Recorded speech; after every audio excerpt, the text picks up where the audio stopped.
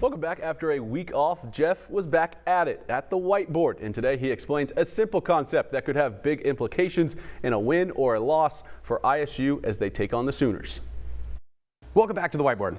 After a little bit of a brief absence, we're going to talk concepts. So instead of breaking down one particular play or one particular thing, we're going to talk about a whole idea.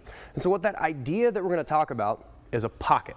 So a lot of times you'll hear pocket presence or pocket quarterback or pocket passer. What does that actually even mean?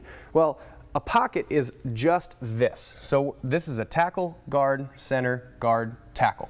You use the term B for ball because that's where the ball starts. So in this is literally, if you look at your pants pocket, it looks like a pocket. You want to sit the quarterback in the middle of that pocket. So every offensive lineman and every defensive lineman understand this. And there are certain rules to that pocket. So in that pocket, you want it to be a nice semicircle. If I'm an offensive lineman, this is a safe pocket. If I'm a defensive lineman, I also want to maintain that pocket, but what I want to do is I want to squeeze the pocket in. So if I'm a defensive player and I have an end, a tackle, and an end, I want to take this in as much as I can. What happens is if you have bad pocket integrity and you get an end that goes way up here and a tackle that's still down here, the quarterback has an escape route, and that's called breaking the pocket. Or if I have an end that stays down here, the quarterback can get outside the pocket. That again is breaking the pocket because I'm trying to get outside of this. Now you might be saying, Jeff, why are we talking about pockets on the whiteboard? Caleb Williams doesn't like this. Caleb Williams is a street ball quarterback. Oklahoma's quarterback. He started in the Texas game, and we're going to watch 3 clips kind of as the progression of the season has gone along. In the Texas game, no one knew who he was. He was just a backup quarterback that got pulled in for Spencer Rattler once he got benched. So we're going to pull up one play. This play is going to end up in an Oklahoma touchdown. But what I want you to notice is how much chaos exists in this play. He drops the snap. He points when he boots out of the pocket. He breaks contain, and he's pointing at a receiver and just chucks it to the back of the end zone. That's street ball. That is pure athleticism. And nobody does pure athleticism in street ball better than Caleb Williams. Well, fast forward a couple games. They had about 2 games on the schedule that allowed teams to get a little bit of film on him. And what they realized is that when you're in the pocket as a quarterback, your responsibilities are, 1, read the defense. You have to see what the protection is because your offensive line are trying to buy you enough time to get the ball down the field. The second thing is you have to deliver the ball on time because this thing won't hold forever. So I need to throw the ball against the coverage on rhythm. Kansas accidentally, by just not having a very good pass rush, figured out that he didn't like to be in the pocket. We're going to show you another play.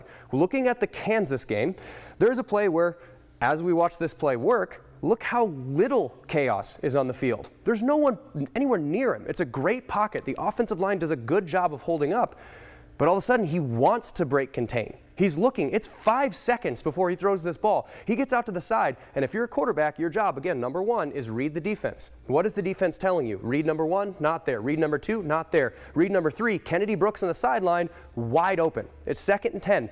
Dump it down to your read, get it to the running back, let him get 7, 8, 10, 15 yards. But Kansas said, you don't like to be in the pocket. And everything's a copycat league. So if you watch Baylor, Oklahoma had a historically low offensive output against Baylor, because the rest of the league watches film. So what did Baylor see that Kansas did that Texas did not do? Keep him in the pocket. Give him a clean pocket and make him read, and then throw some stuff behind that he can't read and can't understand and can't get through his progressions. So watch again how little chaos is on Caleb Williams' feet. The difference between Kansas and Baylor is they got the horses to squeeze the pocket together. So they push everybody all at one time. The ends come together. The tackles push up. So he has a clean pocket. The pocket's just a little 4x4 phone booth instead of this huge space against Kansas. But it's the same thing. You got to stand in the pocket, read the defense, and throw to where the read is going to be. He's not comfortable with that. So expect to see on Saturday, if Iowa State is doing their job, they're going to copycat the same thing, and they're going to form a nice pocket for Caleb Williams, throw some crazy coverages behind him, and then squeeze that pocket and see if the kid can read a defense.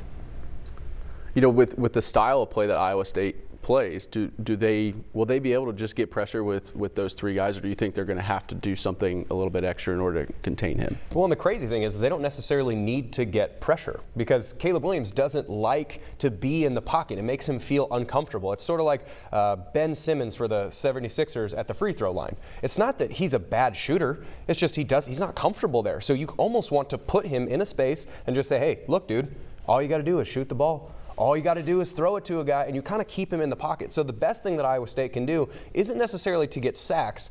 It's to keep a pocket contained and then just squish the thing in. So it's not necessarily about trying to get to him, blitz and whatever. It's rush 3, rush maybe 4, put a spy behind him so if he does break contain, you push up and get him on the ground. But it's keep a continuous pocket and squeeze it down and make him throw the ball as a quarterback, not as a street baller.